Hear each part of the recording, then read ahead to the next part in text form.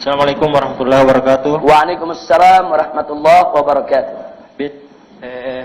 Sebagaimana yang tadi Habib paparkan tentang sejarah bahwa ada beberapa sahabat yang tidak membaiat Khalifah Sayyidina Abu Bakar Siddiq radhiyallahu anhu hingga akhirnya. Iya.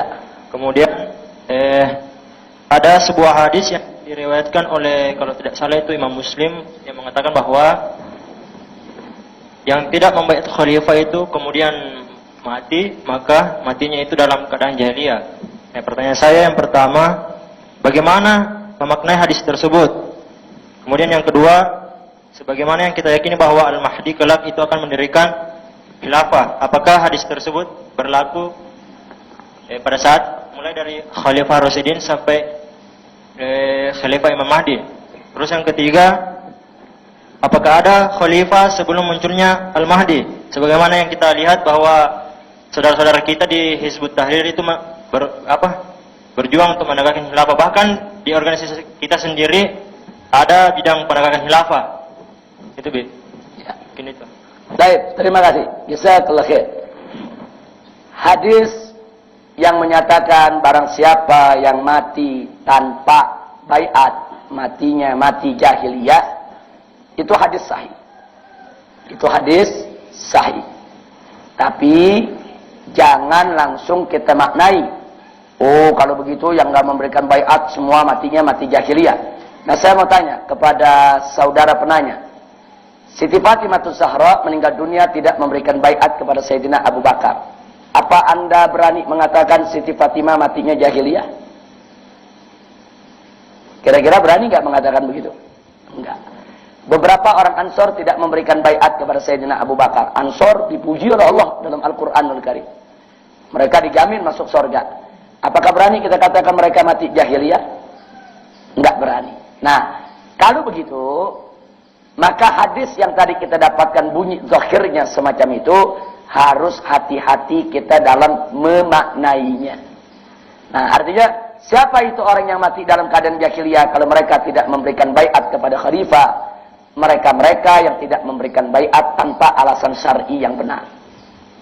Dan mereka-mereka yang tidak memberikan baiat karena memang punya iktikad untuk mengganggu kekhilafahan tersebut. Orang-orang semacam inilah yang matinya mati jahiliyah. Tapi kalau mereka tidak memberikan baiat, bukan mengganggu. Mereka nggak memberikan baiat, mereka punya pertimbangan syar'i yang lain.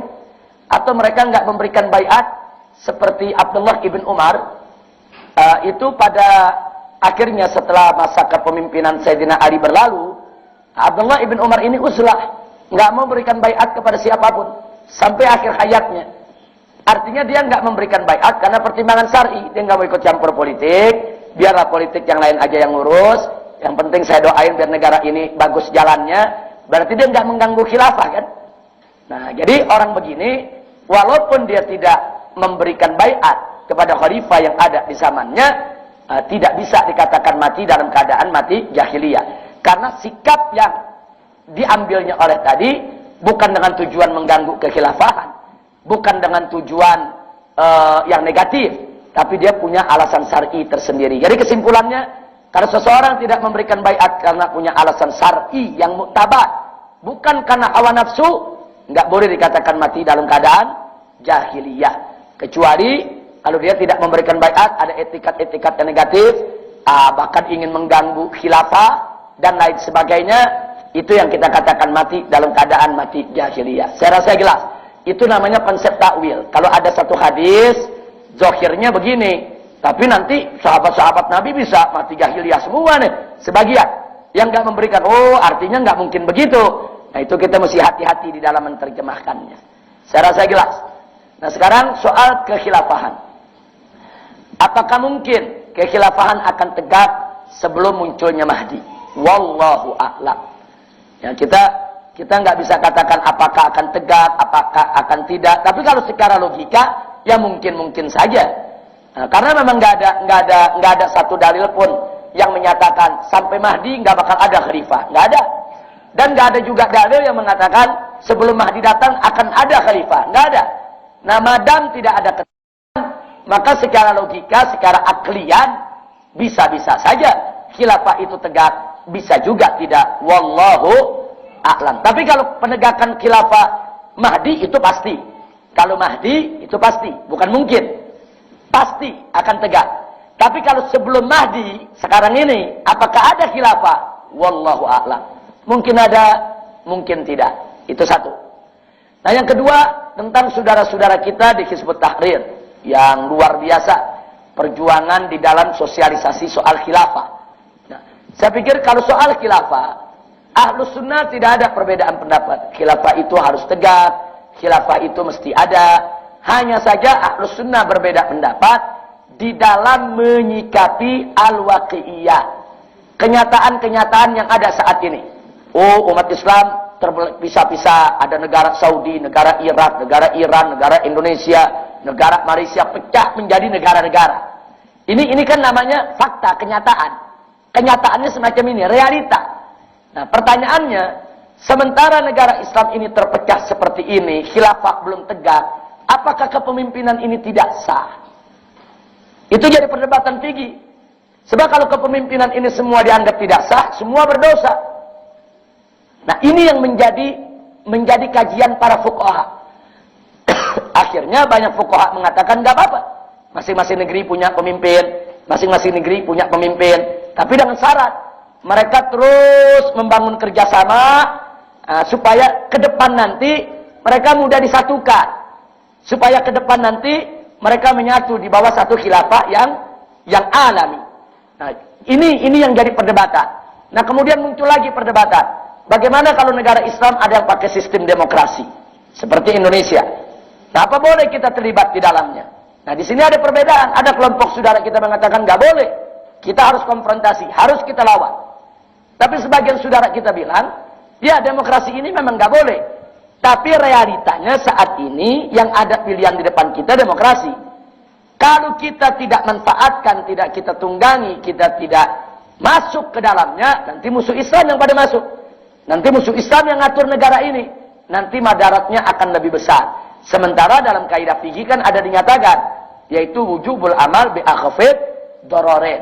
Beramal dengan doror yang lebih kecil. Akhirnya sebagian saudara kita, boleh, nggak apa-apa masuk ke parlemen. Tapi dengan syarat, jangan dia menghalalkan demokrasi. Dia hanya masuk lid darurah, lil hajah. Nah ini yang diperdebatkan. Ini yang diperdebatkan. Tapi kalau soal khilafah, ulama sepakat. Khilafah harus ditegakkan. HTI betul. Memang khilafah itu harus ditegakkan. Nah, cuma memang ada perbedaan antara FPI dengan HTI. HTI punya proposal untuk pendirian khilafah memang sangat idealis, sangat bagus, itu tidak kita pungkiri. Sangat idealis, sangat bagus, memang seperti itu yang kita inginkan. Hanya saja kita di front pembela Islam menginginkan tesis soal khilafah yang sudah begitu bagus, yang sudah begitu luar biasa, di dalam pelaksanaan untuk mewujudkannya, jangan kita menolak kenyataan yang ada. Artinya begini, jangankan menyatukan seluruh dunia Islam di bawah satu khilafah, menyatukan Malaysia sama Indonesia aja setengah mati. Indonesia ini disatuin sama Malaysia, wah setengah mati, sampai sekarang lagi pada berebut pulau. Pulau diperebutkan sampai ke pengadilan. Coba kita pikirkan pakai logika aja. Ini kerja mudah atau kerja sulit untuk menyatukan dua negara? Dua negara Indonesia dan Malaysia bersatu. Umpamanya menjadi negara Nusantara. Saya mau tanya jujur, itu kerjaan mudah atau sulit? Enggak gampang. Enggak gampang. Lalu bagaimana menyatukan 125 negara lebih? Negara Islam di dunia saat ini 125 negara lebih. Gimana menyatukan mereka semua? Dulu Mesir pernah disatukan dengan Libya. Namanya Republik Persatuan Arab. Satu, jadi satu negara.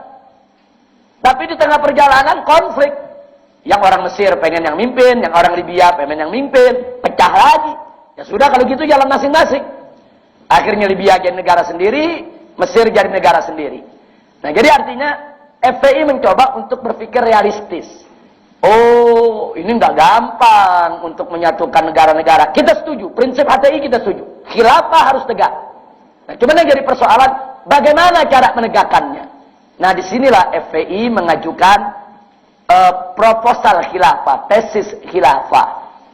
Anda bisa baca, kalau Anda salah satu daripada aktivis FPI, itu dituangkan di hasil Munas yang lalu, bukan Munas kemarin, Munas yang sebelumnya. Di sana ada 10 langkah untuk menuju khilafah Islamnya. Antara lain, saya tidak sebutkan semua, antara lain yang disebutkan di situ, 1. Jadi begini, sebelum saya masuk ke 1, ke pertama. Untuk menyatukan seluruh dunia Islam di bawah satu khilafah, ini pekerjaan yang sangat berat. Saya tidak katakan mustahil, tapi sangat berat. Nah, oleh karenanya, FPI melihat jangan langsung kita melangkah kampanye berteriak, ayo satukan semua negara, hapuskan Indonesia, hapuskan Malaysia, hapuskan Saudi, hapuskan Emirat, hapuskan Mesir, cukup satu khilafah. Kalau itu yang kita ungkapkan, maka seluruh negara-negara tadi akan jadi musuh kita. Indonesia akan melihat, wah ini musuh nih, dia mau ngapus NKRI. Mesir melihat, wah ini musuh, dia mau ngapus Mesir. Malaysia juga lihat musuh, wah dia mau ngapus Malaysia. Itu sama juga kita menjadi kompetitor kekuasaan di hadapan mereka. Nah, negara mana yang mau dihapus? Saya mau tanya sekarang, pemerintah Indonesia kalau dengar NKRI mau dihapus, marah gak? Saya mau tanya sekarang, kalau Mesir dengar nih pemerintahnya ada gerakan mau hapus Mesir, kira-kira marah gak? Semua negara marah. Kalau kita berteriak seperti itu, semua negara akan jadi musuh kita. Nah, karena itu FPI melihat jangan menjadikan negara-negara Islam ini sebagai musuh kita dalam perjuangan. Nah, caranya bagaimana? 1, kita ajak mereka. Yuk, mari negara-negara Islam, kalian silakan jadi pemimpin di negeri masing-masing. Tapi ayo dong, kita bersatu untuk membentuk mata uang bersama. Bikin mata uang bersama.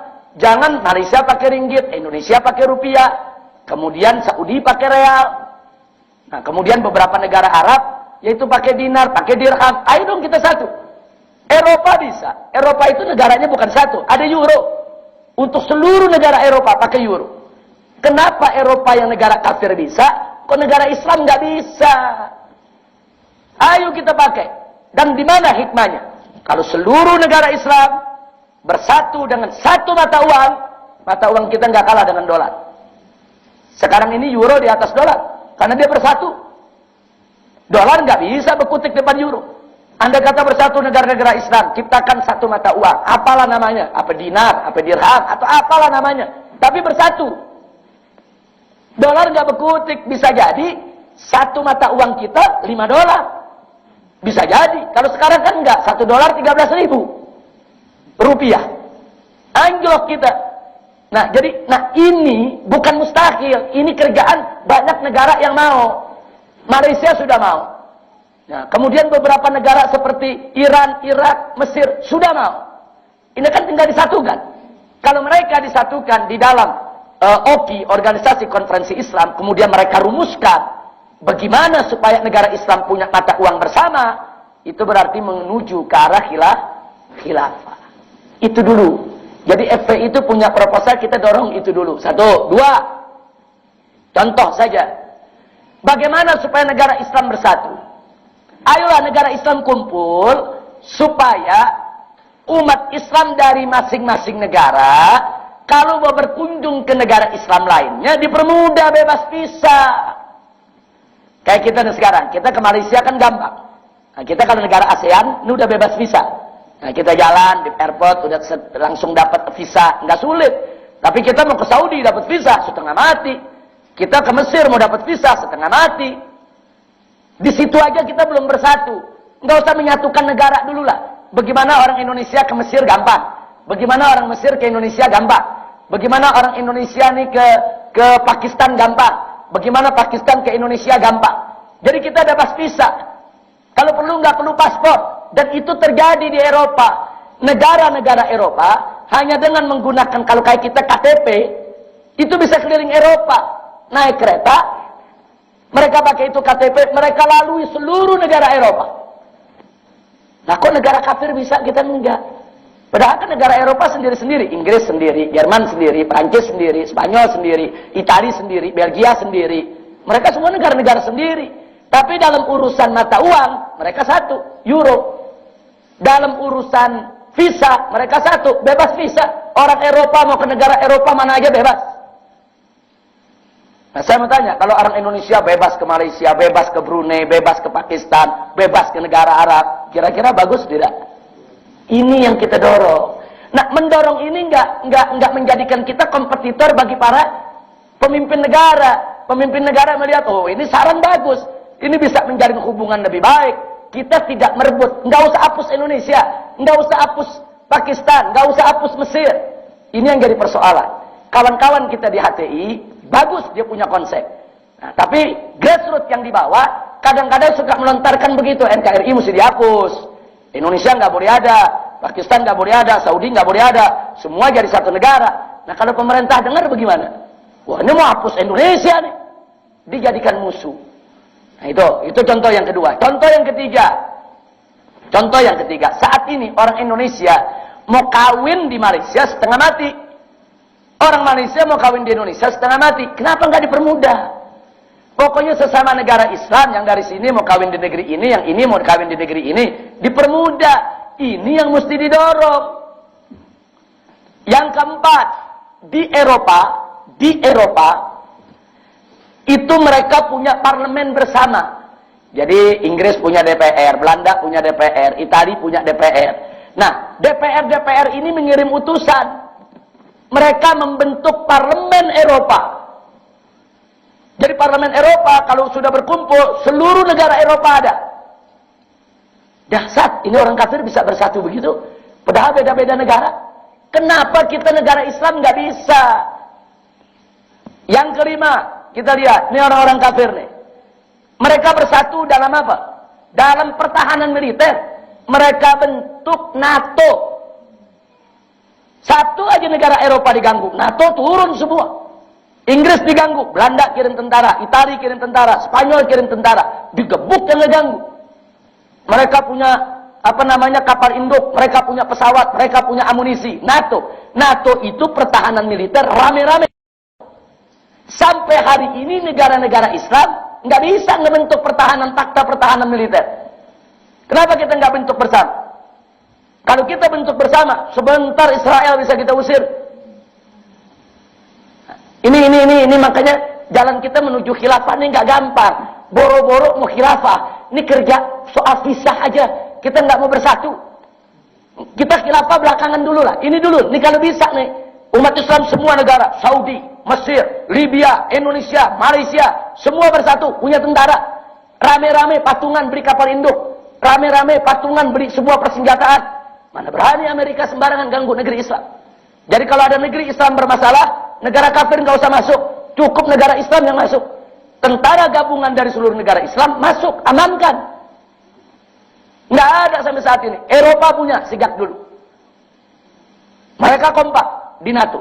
Nah dulu Eropa Timur juga punya, yaitu Warsawa. Nah, tapi udah bubar sekarang.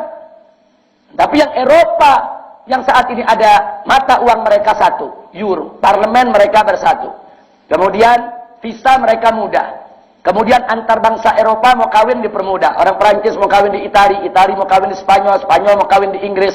Semua serba mudah. Bahkan perjalanan antar negara mereka nggak perlu pakai paspor. Cukup mereka pakai KTP udah bisa melintasi sekian belas negara Eropa. Dan mereka bikin persatuan untuk fakta pertahanan militer yang bernama NATO. Mereka saling membela satu sama lainnya. Kenapa negara Islam nggak buat itu? Baik, yang berikutnya lagi. Negara-negara Eropa ini juga luar biasa. Mereka di dalam kontrol telekomunikasi mereka bersatu. Mereka jaga, mereka punya satelit. Mereka jaga supaya nggak disadap sama Amerika, nggak disadap sama negara-negara lain. Mereka bersatu. Nah, umat Islam, negara-negara Islam nggak bersatu. Masing-masing beli satelit sendiri. Indonesia beli satelit Palapa. Yang bikin Amerika, yang operatornya Amerika, yang jalanin Amerika. Akhirnya presiden telepon disadap sama Amerika. Kan musibah. Presiden kita disadap handphonenya. Berapa kali terjadi dari zaman Habibie. Sampai rekamannya diperdengarkan. Bisa kita bayangkan kalau presiden dia punya komunikasi bisa disadap. Bagaimana kita semua? Nah, mestinya negara-negara Islam bersatu, punya satelit termahal, patungan, tutup ini yang namanya seluruh dunia Islam dengan satu satelit, mereka berkomunikasi. Bisa kalau mau. Modalnya banyak kok. Saudi punya duit, negara-negara Arab kaya raya, Malaysia juga ekonominya maju. Nah, ini nggak dijalankan. Nah, jadi kalau saya sebutkan satu persatu, nanti Anda bisa lihat dalam hasil Munas FPI ada 10 langkah yang kita minta semua untuk disatukan. Nah, kalau duitnya udah satu, fakta pertahanannya ada, kemudian visanya gampang, satelitnya ada, nanti termasuk kurikulum pendidikannya disatukan. Nah, kalau semuanya sudah bersatu, ngajak mereka bentuk khilafah lebih mudah. Ya sudahlah, ini kita udah satu semuanya. Nah, bagaimana kita bikin aja khilafahnya? Nah, khilafahnya apa? Ya sudah, organisasi konferensi Islam yang menjadi khilafahnya. Presiden-presiden yang ada di negara-negara anggap itu amir-amirnya. Kan bisa. Jadi Indonesia punya presiden, Saudi punya raja, tapi semua presiden, semua raja, semua perdana menteri yang ada di negeri-negeri Islam tunduk kepada satu khalifah. Kan bisa. Siapa bilang tidak bisa, ya ikhwan? Kan dulu juga di zaman para sahabat, tiap daerah kan ada amirnya diangkat, saudara. Ini kan cuma soal istilah. Presiden, perdana menteri, ini istilah. Nah, jadikan mereka sebagai amir-amir. Itu ngomongnya enak. Ngomongnya nih enak. Nah, ini hari ini siang ini kita mimpi udah bagus kan? Bagus mimpi, Masya Allah kalau bersatu. Tapi mewujudkannya setengah mati, saudara. Nah, karena itu saya berharap mudah-mudahan dengan adanya gerakan-gerakan semacam ini dimudahkan oleh Allah Subhanahu wa taala untuk kemudian dalam waktu dekat khilafah Islam bisa tegak di atas muka bumi. Insya Allah. Sekurang-kurangnya saya mau ingatkan. Andai kata dari kita ke Imam Mahdi tidak ada lagi khilafah. Andai kata. Enggak apa-apa kita berjuang untuk khilafah. Loh kenapa? Setidaknya kita ikut andil di dalam proses kedatangan Imam Mahdi. Kita nggak bisa menegakkan khilafah, kan Imam Mahdi bisa. Tapi kan Imam Mahdi kan nggak ujuk-ujuk khilafah itu tegak. Imam Mahdi itu kan ada proses, lahir dulu, jadi anak-anak, remaja, punya ilmu, kemudian berdakwah, nah kemudian beliau ini dibaiat, ada proses. Kemudian beliau dikejar musuh, mau dibunuh oleh musuh, ada proses. Enggak begitu saja lahir langsung jadi khalifah. Enggak begitu. Nah, artinya kalau kita sekarang berteriak khilafah, kita jual konsep khilafah, kita berjuang buat khilafah, andai kata pun khilafah sebelum Mahdi tidak ada, minimal kita ikut tanam andil untuk menegakkan khilafah di zaman Imam Mahdi. Insya Allah tegak. Pokoknya ikut andil sekecil apapun. Nah, jadi nggak ada masalah. HTI dengan program khilafahnya, FPI juga ada menyinggung soal khilafahnya. Teruskan semampu kita. La yukallifullahu nafsan illa wus'aha. Nah, mudah-mudahan Allah Subhanahu wa taala yaitu memberikan kepada kita semua sehat walafiat dan keberkahan di dalam menuntut ilmu serta supaya ilmu kita menjadi manfaat. Amin ya rabbal